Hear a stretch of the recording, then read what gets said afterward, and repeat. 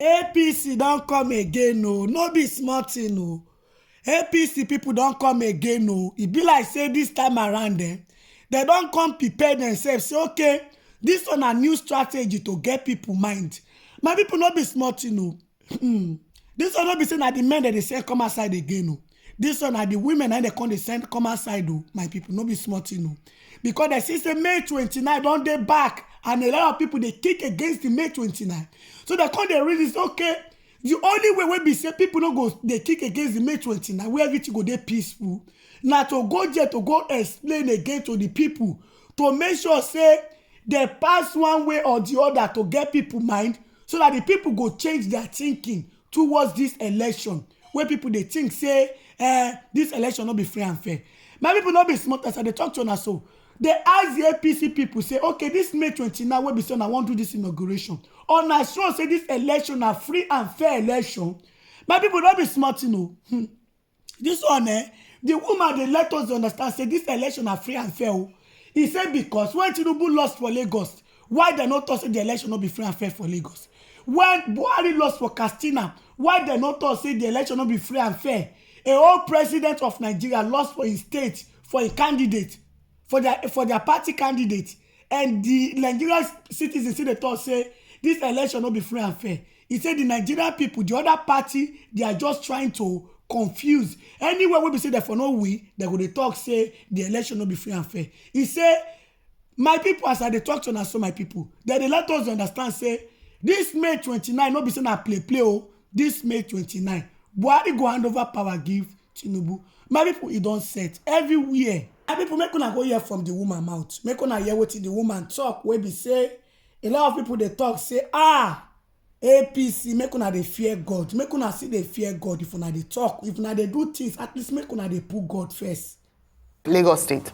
The face of the elections, as some people have said, was Jennifer Efidi, who was stabbed in the eye in Lagos. And I bring this up because you talk about some of the barriers to women participating in elections.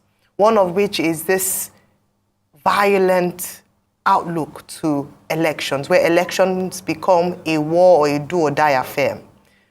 Did you reach out to any of these women in your capacity as women? I mean, irrespective of the fact that whether she was supporting your party or not, but in championing the cause of women and encouraging women to participate and not be discouraged from being a part of the process. Did you reach out to any of these women who were violently attacked during the last election? And I'd like to just get your view on the general sense of the election which your party emerged as winner. Do you think it was free, fair, and credible? So I'll start from the general sense upon which my party emerged as winner. The election that, of course, saw to the emergence of Senator Asiwaju Bola Ahmed Tinubu was free and fair, and in fact, for the first time, a departure from the normal in Nigeria. I'll want to ask these questions and be very critical about it. Would you think or believe that Asiwaju Bola Ahmed Tinubu, APC as a party, would lose in Lagos if the elections were not free and fair? Would you think that a sitting president, President Muhammadu Buhari, would lose in Katsina if the elections were not free and fair? If he had interference with the elections, if he had the ability to do whatever he wanted to do, are you telling me that a sitting president will watch himself and his party lose in his own state? Why do we look at the places where a party won to say, okay, this one is unfair? Then the one where the opposition wins, we say, okay, this is fair, this is right, this is not right. These elections were won true and true by Asiwaju Bola Ahmed Tinubu. And indeed, it was the hand of God. There were calculations, there were strategies on the table. Every side had made their own strategy and their own calculation.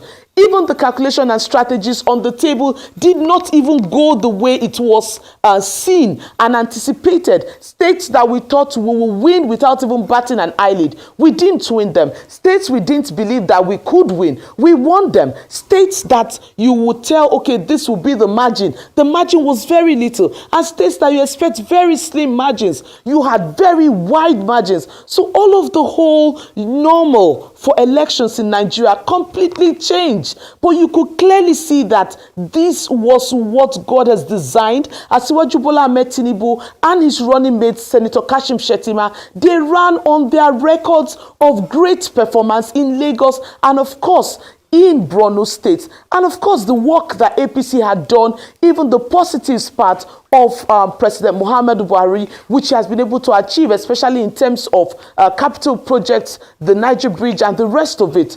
All of those things helped our party, even amidst all that was going on, to win. And remember, you would not, and nobody can deny the fact that Asiwaju Bola Ahmed Tinubu campaigned seriously for 6 months. He went through almost every single state, not once, sometimes twice, 3 times, consulting, meeting persons. Through the night, he's campaigning, he's consulting. In the daytime, he's out there campaigning, consulting. No other party did that. This is Nigeria election, and we must be very sincere when we come to our judgment. Of course, you don't expect anything less. We don't expect to lose. On Mrs. Efidi, please, because we're almost out of time. On Mrs. Jennifer Efidi of Lagos State. Oh, I don't know who Jennifer Efidi is. I'm just hearing that from you for the first time. But for women who had issues of violence, the ones which were reported to me, I got a report from Jos. I got some reports too from Rivers State and some other states, and I reached out to them as best as I could. Even the case in Jos, we had to write a special application to the party to support her in getting some medical care. And for me, I would never stand by electoral violence. And I think this is part of the barriers which hold women back from participating fully in election. And I want to ask and continue to plead that Nigerians must say no to electoral violence and protect women. But the case is not the same. Like the case that happened to Madam Binani in Adamawa, that elections had not been concluded. Somebody read election results in her favor. Then she went to give an acceptance speech and all this shenanigan. It was an all-new low for women out there. Is this a reflection of women folk in your party, APC? Because we've not heard the last of that case of Madam Binani and Adamawa, which was an all-new low. Only to think people like me was rooting for her to win. But if you want to win, win clean, win fair, win square. But not at that rate and all what our country went through. What's your take on this? I want to say 2 things. It's so unfortunate. It's so unfortunate that you could feel the heat, you could feel the attack on her person as a woman, you could feel people violently go out all against her. And that was so unnecessary. Of course, she was put under a lot of pressure. Of course, she was put under situations which we cannot even describe where we are right now, right? She went through a whole lot. So, for a woman who is in that kind of situation, of course, you may not expect so much from her. However, I must say this. Adamawa remains a case that needs to be critically looked at. I think women should be supported. If a woman puts herself out to attempt to become a governor or attempt to become a senator or a House of Reps member, it's not the time to intimidate her. It's not the time to go all out against her. And everybody's fighting as though you're battling with a whole country. For goodness sake, it's a woman, and we need to be supportive of women. Yes, there might be mistakes. She might make her mistake. She might even be the sacrifice for all the women who will come after her. But we must be supportive of women. No matter where they find themselves, we must be supportive of them. I was listening to the Chinese ambassador the other day at the Chinese embassy, and he said, we have women as governors in China. We have women as this. In fact, even in Africa here, there are many countries that have women here, there, left, right, and center.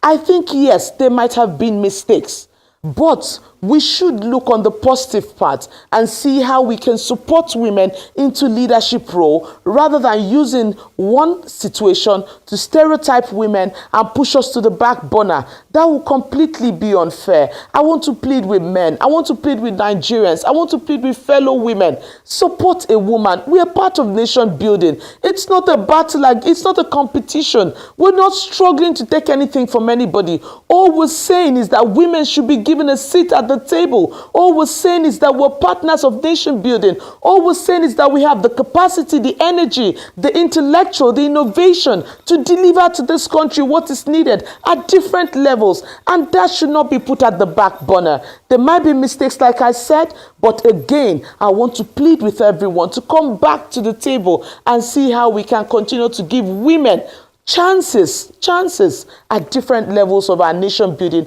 and we'll see the speed of development that will come with it. Except Benani made mistakes in Adamawa, right? There were mistakes everywhere on both sides. On both sides, there were mistakes everywhere. It's an election which I really don't like to discuss because all sides had their mistakes. Should Benani have made that declaration? All sides had their mistakes. Should Benani have made that declaration speech? Should who? Should Benani have made that declaration speech before the elections were concluded? Well, first and foremost, I did not know. I didn't even listen to the declaration speech. I only heard later on that a declaration speech was made, but she was declared by someone who I got to know should not be declaring her. The rec who said he declared because the other person had out of fear run away from there. So a lot of things were playing out, right? And for me, I'm on one point, and that point is clear. We should not stereotype women. We should not use those mistakes to put women at the back burner. Okay. We are a very critical part of nation building, and we must be taken on our merits. Totally agree with you. I think what we're just also trying to clarify is that, yes, believe absolutely that women ought to be supported in politics. But should they be supported when the process is illegal or the process is corrupt? That was what we're just trying to establish with you. My people, now the video now on a new watch finish, so on a see what it happen for inside the video.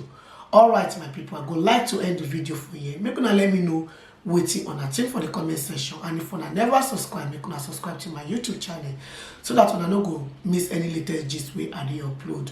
And those of una will be see una never follow my Facebook page, make una follow so that una no go still miss any latest gist way I dey upload. And bye bye till I come on our next time. Bye guys, see you guys in my next video. Bye guys.